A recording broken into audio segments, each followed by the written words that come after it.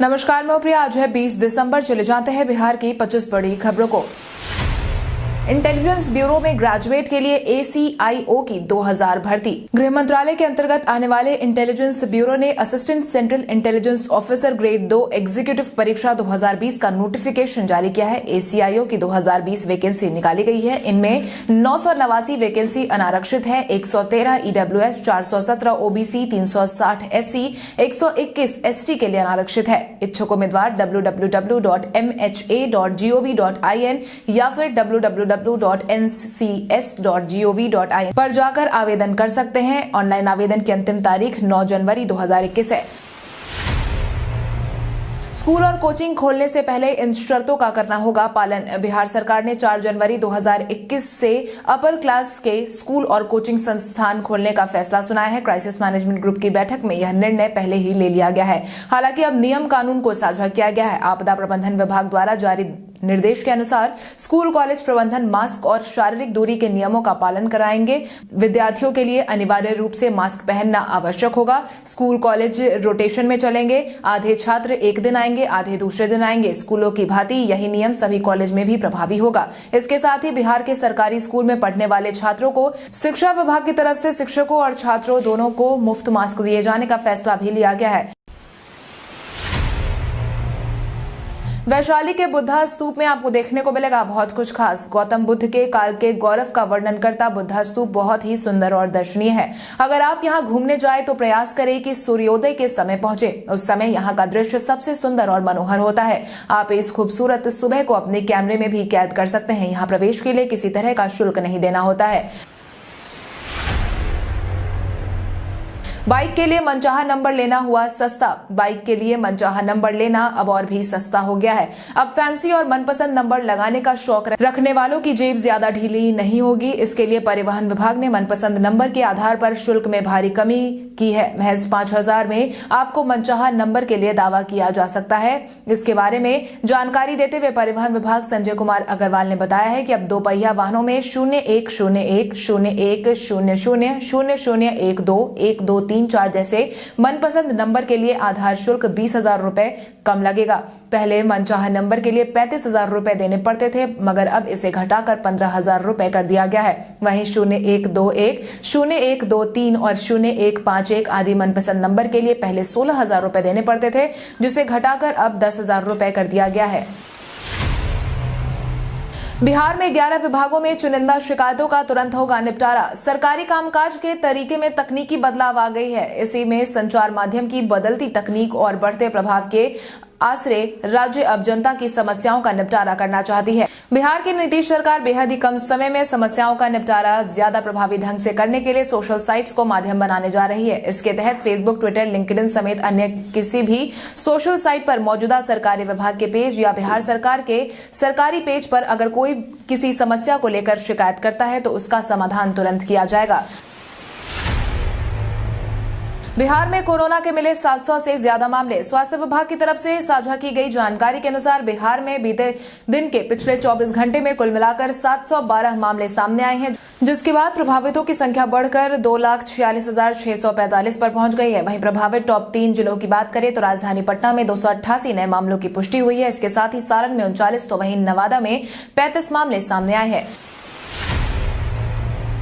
बिहार लोक सेवा आयोग ने 27 दिसंबर को होने वाली परीक्षा स्थगित नहीं करने की कही बात। बिहार लोक सेवा आयोग ने 27 दिसंबर को होने वाली 66वीं संयुक्त प्रारंभिक परीक्षा का आयोजन करने का फैसला लिया है, जिसमें 4 लाख से ज्यादा अभ्यर्थी शामिल होंगे। 600 से ज्यादा पदों के लिए आयोजित होने वाली इस परीक्षा में हजारों की संख्या में अभ्यर्थियों ने बिहार लोक सेवा आयोग को परीक्षा स्थगित करने और परीक्षा केंद्र में परिवर्तन का अनुरोध किया था, जिसे BPSC ने सिरे से खारिज कर दिया है और कहा है कि परीक्षा अपने पूर्व निर्धारित समय पर ही आयोजित होगी। बिहार लोक सेवा आयोग की 66वीं संयुक्त PT परीक्षा के लिए BPSC ने ऑनलाइन प्रवेश पत्र जारी कर दिया है। 1 जनवरी को नाव के परिचालन पर लगी रहेगी रोक। 1 जनवरी 2021 के अवसर पर भीड़भाड़ वाले सभी स्थानों पर शांति व्यवस्था और विधि व्यवस्था बनाए रखने के लिए जिला दंडाधिकारी कुमार रवि और वरीय पुलिस अधीक्षक उपेंद्र कुमार शर्मा द्वारा संयुक्त आदेश जारी कर दिया गया है। 1 जनवरी को लेकर पर्याप्त संख्या में मजिस्ट्रेट, पुलिस पदाधिकारी एवं पुलिस बल की प्रतिनियुक्ति की गई है। अधिकारी ने भीड़भाड़ वाले महत्वपूर्ण स्थानों पर वाहनों की पार्किंग एवं यातायात की सुचारू व्यवस्था करने का निर्देश ट्रैफिक एसपी को दे दिया है। 31 दिसंबर 2020 की रात्रि से ही होटलों, क्लबों, मंदिरों, पार्क के आसपास और भीड़भाड़ वाले स्थानों पर शांति व्यवस्था एवं विधि व्यवस्था बनाए रखने का सख्त निर्देश दिया गया है। आज बिहारी पहचान में हम बात करेंगे आलोकनाथ की। आलोकनाथ का जन्म 10 जुलाई 1956 को खगड़िया में हुआ था। आलोकनाथ ने अपने करियर की शुरुआत साल 1982 से फिल्म गांधी से की थी। उन्होंने हिंदी सिनेमा में हर तरह की भूमिका अदा की है। उन्हें सूरज बड़जात्या और राष्ट्रीय प्रोडक्शन की फिल्मों में अच्छे पिता का किरदार निभाने से हिंदी सिनेमा में बेहद प्रसिद्धि मिली, जिस कारण दर्शक भी उन्हें बाबूजी कहने लगे। बैलेट पेपर की जगह ईवीएम से चुनाव करवाए जाने पर लगी मुहर। पंचायत चुनाव को लेकर तैयारियां शुरू हो गई है। वहीं चुनाव के आयोजन को लेकर आधिकारिक बयान जारी किया गया है, जिसके तहत पंचायत चुनाव में ईवीएम से ही चुनाव करवाया जाएगा। राज्य निर्वाचन आयोग द्वारा पंचायत चुनाव कराए जाने और उस पर होने वाले लगभग 450 करोड़ के बजट के प्रस्ताव पर जल्द ही स्वीकृति मिल जाएगी। आयोग की तरफ से पंचायत आम चुनाव को लेकर लगभग 300 करोड़ का बजट प्रस्ताव सरकार को भेजा गया है। इसमें माना जा रहा है कि 125 करोड़ की लागत से पंचायत आम चुनाव के लिए मल्टी पोस्ट ईवीएम की खरीदारी पर खर्च होगा। आधिकारिक सूत्रों की माने तो पंचायत चुनाव के लिए ईवीएम की खरीद पर उच्च स्तरीय स्वीकृति अनुमोदन मिल गया है। बिहार बोर्ड इंटर प्रैक्टिकल के एडमिट कार्ड हुए जारी। बिहार बोर्ड इंटर वार्षिक प्रायोगिक परीक्षा 2021 9 से 18 जनवरी 2021 तक निर्धारित की गई है। प्रायोगिक परीक्षा में शामिल होने वाले छात्र का एडमिट कार्ड आधिकारिक वेबसाइट senior-secondary.biharboardonline.com पर जारी कर दिया गया है। एडमिट कार्ड 9 जनवरी 2021 तक अपलोड रहेगा। बिहार विद्यालय परीक्षा समिति ने सभी शिक्षण संस्थान को कहा है कि प्रायोगिक विषयों की परीक्षा में शामिल होने वाले स्टूडेंट्स का एडमिट कार्ड जारी कर दिया गया है। परीक्षा के लिए निर्धारित तारीख 9 से 18 जनवरी तक की अवधि में केंद्राधीक्षक द्वारा निर्धारित तारीख और पाली में अपने एडमिट कार्ड में अंकित परीक्षा केंद्र पर परीक्षा देने हेतु सम्मिलित होना सुनिश्चित करेंगे। बिहार के शरद सागर ने अभिनेता बोमन ईरानी को जिताए 50 लाख रुपए। बिहार के सामाजिक उद्यमी शरद विवेक सागर को सदी के महानायक अमिताभ बच्चन ने कौन बनेगा करोड़पति के खास कर्मवीर एपिसोड में मशहूर अभिनेता बोमन ईरानी और इस साल के ग्लोबल टीचर प्राइज के विजेता महाराष्ट्र के रंजीत डिसले के एक्सपर्ट के रूप में बुलाया गया था। इस प्रेरणादायक एपिसोड में शरद सागर ने 50 लाख रुपए के सवाल का जवाब देकर इन्हें यह धनराशि जितवाई है। अक्टूबर महीने में शरद सागर को कौन बनेगा करोड़पति के इतिहास में देश के सबसे कम उम्र के एक्सपर्ट के रूप में आमंत्रित किया गया था। बिहार में लग्जरी ढाबा बनाने की शुरू हुई तैयारी। बिहार में नए पर्यटन नीति के तहत टूरिस्ट सेक्टर को बढ़ावा देने के लिए पर्यटन विभाग तैयारियों में जुट गया है, जिसके तहत अब 4 लेन सड़कों के निर्माण के लिए लग्जरी ढाबा बनाने की तैयारी भी शुरू हो गई है। ऐसे में ढाबा में रहने के लिए कमरे भी बनाए जाएंगे और उसमें सारी सुख सुविधाएं भी मिलने वाली है। सबसे बड़ी बात यह है कि जमीन मालिक खुद ढाबे का निर्माण कर सकते हैं और सरकार इसके लिए 60% सब्सिडी देगी। पर्यटन विभाग के मंत्री जीवेश कुमार ने सरकार की नई पर्यटन नीति को लेकर अधिकारियों के साथ बैठक की और पर्यटन को बढ़ावा देने के लिए रूपरेखा तैयार किया है। नीतीश सरकार ने बिहार में नए साल में 40 से अधिक नए शहरी निकाय बनाने की कही बात। बिहार में नए साल में शहरी निकायों की संख्या बढ़ाने का काम किया जा रहा है। शहरीकरण को ध्यान में रखते हुए राज्य सरकार इन निकायों के गठन का रास्ता पहले ही साफ कर चुकी है। ऐसे में जल्द 40 से 50 नए निकाय गठित हो सकते हैं। नए निकायों के बनने से राज्य में शहरीकरण की रफ्तार बढ़ेगी। नगर विकास एवं आवास विभाग के नए निकाय के लिए जिलों में प्रस्ताव मांगे थे। इन प्रस्ताव की जांच की जा रही है। सही मानक पर खड़े उतरने वाले प्रस्तावों को जल्द कैबिनेट की मंजूरी के लिए भेज दिया जाएगा। बिहार शहरीकरण के मामले में फिलहाल काफी पीछे है। यहाँ शहरीकरण का आंकड़ा महज 11% है, जबकि राष्ट्रीय औसत करीब 33% है।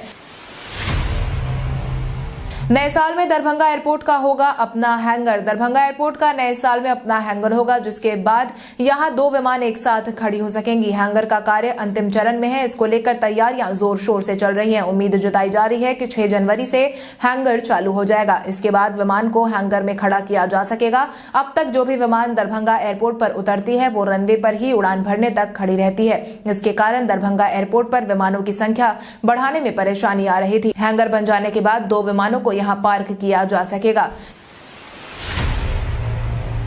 संजीव सिंघल बने बिहार के DGP. Bihar home guards and fire services के डीजी कम कमांडेंट संजीव कुमार सिंघल का तबादला हो गया है, जिसके बाद बिहार के डीजीपी की अतिरिक्त जिम्मेदारी उन्हें सौंप दी गई है। मिली जानकारी के अनुसार एसके सिंघल को स्थायी रूप से यहां का डीजीपी बना दिया गया है। बिहार सरकार की तरफ से इसकी अधिसूचना जारी कर दी गई है। किसानों के आंदोलन पर कृषि मंत्री ने दिया अपना बयान। बिहार के कृषि मंत्री अमरेंद्र प्रताप सिंह ने बीते दिन सोनपुर जिला पहुंचकर दिल्ली बॉर्डर पर चल रहे किसान आंदोलन को लेकर अपना बयान दिया है, जिसके तहत उन्होंने किसान आंदोलन को दलालों का आंदोलन बताया है। इसके साथ ही उन्होंने कहा है कि कुछ मुट्ठी भर दलाल लोग किसान बनकर आंदोलन चला रहे हैं, जबकि देश के किसान खुशहाल है और कृषि कानून किसानों के खिलाफ नहीं है। मंत्री ने कहा है कि देश में 5.5 लाख गाँव में किसान रहते हैं, लेकिन वहां कोई आंदोलन नहीं चल रहा है और वहां सभी खुशहाल हैं। इसके साथ ही उन्होंने यह भी आश्वासन दिया है कि देश के किसानों को अपना अनाज बेचने की आजादी मिली है, इससे कई लोगों को परेशानी हो रही है। सीएम ने नेचर सफारी के ग्लास ब्रिज का लिया जायजा। अंतर्राष्ट्रीय पर्यटक स्थल राजगीर में बन रहे नेचर सफारी के ग्लास ब्रिज का मुख्यमंत्री नीतीश कुमार ने जायजा लिया, जिसके बाद उन्होंने पत्रकारों से बात करते हुए कहा कि आने वाले समय में यह ब्रिज पर्यटकों के आकर्षण का केंद्र होगा। उन्होंने कहा कि पहले मैंने जू सफारी की रूपरेखा तैयार की, उसके बाद मुझे महसूस हुआ कि यहाँ की प्रकृति के बारे में जानने के लिए नेचर सफारी का निर्माण होना चाहिए और मैंने फिर इस नेचर सफारी का निर्माण शुरू कराया। उन्होंने कहा कि खासकर युवा नेचर के बारे में आकर जान सकेंगे। साथ ही उन्होंने यह भी कहा कि घने जंगलों में है, इसीलिए सुरक्षा की समुचित व्यवस्था कराई जाएगी। आपको बता दें कि जू सफारी और नेचर सफारी जंगलों के बीच गया और नालंदा जिले के बीच में है। रांची पहुंचे तेजस्वी ने सरकार पर साधा निशाना। बिहार विधानसभा चुनाव के बाद पहली बार बीते दिन तेजस्वी यादव अपने पिता लालू प्रसाद यादव से मिलने रिम्स पहुंचे। इतना ही नहीं, इस दौरान तेजस्वी के पीए समेत एक अन्य शख्स भी मुलाकात करने पहुंचे थे। इस दौरान तेजस्वी यादव ने नीतीश सरकार पर भी निशाना साधा, जिसके तहत उन्होंने कहा कि बिहार में दिन दहाड़े अप्रिय वाक्य बढ़ते जा रहे हैं, सरकार पूरी तरह से विफल नजर आ रही है। चुनाव के समय भी हम कहते हैं कि नीतीश कुमार थक चुके हैं। राजद हारी हुई सीटों पर हार की करेगी समीक्षा। चुनाव परिणाम के आए हुए महीने भर से ज्यादा का समय हो चुका है। हालांकि चुनाव परिणाम में इस बार बिहार की जनता ने राजद को सबसे बड़ी पार्टी के रूप में चुना था। हालांकि इसके बावजूद महागठबंधन सरकार बनाने में सफल नहीं हो पाई, जिसके बाद अब राजद हारी हुई सीटों पर हार के कारणों का पता लगाने में जुट गई है। इसके लिए पार्टी के सभी विधायक, हारे हुए प्रत्याशियों और सभी जिलों के पार्टी अध्यक्ष की एक बैठक बुलाई गई है। 21 दिसंबर को होने वाली इस बैठक में नेता प्रतिपक्ष तेजस्वी यादव और प्रदेश अध्यक्ष जगदानंद सिंह चुनाव में हार के कारणों की समीक्षा करेंगे। भारत के इतिहास में आज की तारीख कई कारणों से है दर्ज। भारत के इतिहास में आज की तारीख का अपना ही एक खास महत्व है। आज ही के दिन साल 1955 में भारतीय गोल्फ संघ का गठन हुआ था। महान कवि बंकिम चंद्र चट्टोपाध्याय ने 1876 में राष्ट्रीय गीत वंदे मातरम की रचना आज ही के दिन की थी। भारतीय गेंदबाज जासू पटेल ने 1959 में कानपुर में ऑस्ट्रेलिया के खिलाफ 69 रन देकर 9 विकेट आज ही के दिन लिया था। भारत और यूरोपीय संघ के बीच 1993 में ब्रेसलेस में सहयोग समझौते पर हस्ताक्षर किया गया था। 36 रन पर ढेर हुई टीम इंडिया ने दर्ज किया टेस्ट इतिहास का सबसे शर्मनाक रिकॉर्ड। भारतीय टीम को पहले टेस्ट मैच में हार का सामना करना पड़ा है। शनिवार को शुरू हुए मैच में ऑस्ट्रेलियाई टीम के पास आसान 90 रनों का लक्ष्य था, जिसको टीम ने 2 विकेट के नुकसान पर आसानी से पार कर दिया और टेस्ट सीरीज का पहला मैच अपने नाम दर्ज किया। वहीं भारतीय टीम ने मैच के दौरान अपना अब तक का सबसे शर्मनाक रिकॉर्ड दर्ज किया है। दूसरी पारी की शुरुआत में भारतीय टीम मात्र 36 रन पर ही सिमट गई और ऑस्ट्रेलियाई खिलाड़ी ने आसान सा लक्ष्य प्राप्त किया। सुशांत सिंह राजपूत मामले में समन भेजे जाने के बाद करण जौहर ने मांगा कोर्ट से समय। सुशांत सिंह राजपूत मामले में एनसीबी के हस्तक्षेप के बाद कई बॉलीवुड हस्तियों की परेशानी बढ़ गई है। वहीं इस मामले की जांच के तहत फिल्म निर्माता करण जौहर और अभिनेता सलमान खान को मुजफ्फरपुर सीजेएम की तरफ से समन भेजा गया था। हालांकि मिली जानकारी के अनुसार कोर्ट में सलमान खान और करण जौहर की तरफ से जवाब दाखिल करने के लिए समय की मांग की गई है। वहीं अन्य सभी नामजद हस्तियों के अधिवक्ताओं ने कोर्ट में अपना जवाब दाखिल कर दिया है। मामले में व्यवहार न्यायालय के एडीजे प्रथम ने सुनवाई के दौरान संजय लीला भंसाली, एकता कपूर, भूषण कुमार, साजिद नाडियावाला और दिनेश विजयान की तरफ से उनके अधिवक्ताओं ने जवाब दाखिल कर दिया है। व्हाट्सएप पर अब आसानी से पता करें आपको किसने किया ब्लॉक। कई बार हमारे सामने ऐसी सिचुएशन आ जाती है जब हम किसी को या कोई हमें व्हाट्सएप पर ब्लॉक कर देता है। अगर आपको भी लगता है कि किसी ने व्हाट्सएप पर आपको ब्लॉक कर दिया है तो हमारी बताई गई ट्रिक के जरिए यह दुविधा दूर हो जाएगी।